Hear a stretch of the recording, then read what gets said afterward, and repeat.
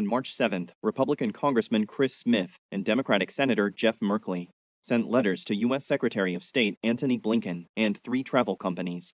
In their capacity as chairs of the Congressional Executive Commission on China, these officials strongly criticized U.S. companies for promoting tourism to Xinjiang, where the Chinese government is accused of human rights violations. The 2 U.S. officials said in a statement, "This type of tourism helps the Chinese Communist Party justify its brutal actions against Uyghurs and other minority groups while showing indifference to the genocide in Xinjiang.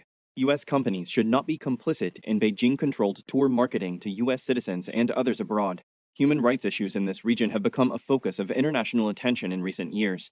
In January 2021, the U.S. government determined that genocide and crimes against humanity are occurring in the region, where the Chinese government has detained millions of people in concentration camps and other facilities.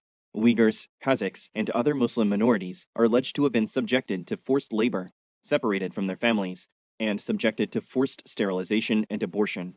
Monitoring agencies also highlight the Chinese government's destruction of religious and cultural sites, seen as an effort to assimilate minority groups. Beijing calls these concentration camps re-education centers and denies any wrongdoing.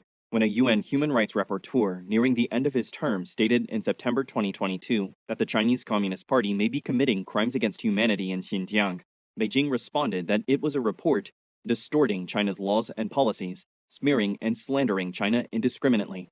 In the letter, U.S. lawmakers requested high-end travel companies Abercrombie & Kent, Geographic Expeditions, and Wild Frontiers to cancel all planned trips to the region.